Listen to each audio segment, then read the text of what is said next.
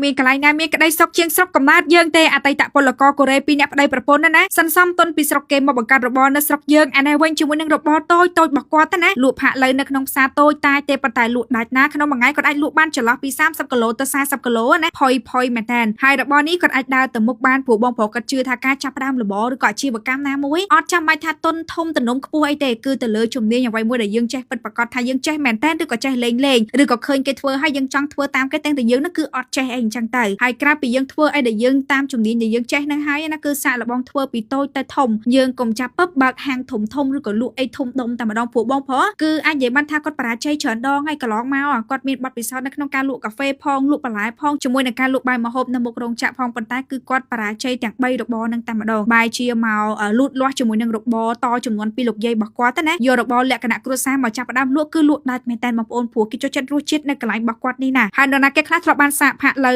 នៅកន្លែងចៅយាយអ៊ីមណាផាក់លើរបស់គាត់នេះមានច្រើនសម្បូរបែបណាស់បងប្អូនហើយសំខាន់គាត់ប្រើស្ករធម្មជាតិទេអត់មានប្រើលក្ខឬក៏ប្រើពោអីដើម្បីឲ្យសាច់ជ្រូកនេះឡើងក្រហមឬក៏ផាក់លើនេះឡើងក្រហមទេគាត់ប្រើស្ករធម្មជាតិតែម្ដងមួយគាត់គឺដឹងហើយផាក់លើរបស់គាត់នេះមានត្រចៀកជ្រូកមានអណ្ដាតមានសាច់មានឈាមហើយគាត់ហាន់ចំណិតបែបនេះហើយស្រោចមកជាមួយនឹងទឹកជ្រលក់មកណាពេលដែលញ៉ាំទៅគឺថាជាតិហ្មងហើយទឹកជ្រលក់នេះគឺគាត់ធ្វើត្រូវគ្នាមែនតើសំខាន់គឺគាត់មានជ្រក់នេះទៀតបងប្អូនជ្រក់ខ្ទឹមណាបងប្អូនញ៉ាំស្រោចជាមួយនឹងទឹកជ្រលក់ចេះក៏បានឬក៏ញ៉ាំផ្ទាប់ជាមួយនឹងជ្រក់ខ្ទឹមចេះក៏បានដែរប្លែកមែនតើគាត់មានអាចជ្រក់ខ្ទឹមធំចេះពេលដែលយើងញ៉ាំជាមួយនឹងផាក់លើទៅគឺថាជាតិប្លែកមាត់តែម្ដងបើសម្រាប់ខ្ញុំចូលចិត្តញ៉ាំផ្ទាប់ជាមួយនឹងជ្រក់ខ្ទឹមបែបនេះជាងបងប្អូនញ៉ាំទៅហើយដាក់ម្ទេសមួយម៉ាត់ពីរម៉ាត់ញ៉ាំជាមួយនឹងជ្រក់ខ្ទឹមហើយញ៉ាំជាមួយនឹងផាក់លើហ្នឹងគឺថាជាតិតែម្ដងអញ្ចឹងបងប្អូនដែលចង់ទៅសាកផាក់លើនៅកន្លែងរបស់គាត់ណាខ្ញុំដាក់ location នៅកន្លែងរបស់គាត់នៅ comment ខាងក្រោមវីដេអូនេះបងប្អូនអាច check មើលបានហើយវីដេអូរបស់ពូខ្ញុំថ្ងៃហ្នឹងគឺមានតែប៉ុណ្្នឹងទេចាំជួបគ្នាជាមួយនឹងពូខ្ញុំម្ដងទៀតនៅវីដេអូក្រោយបាយ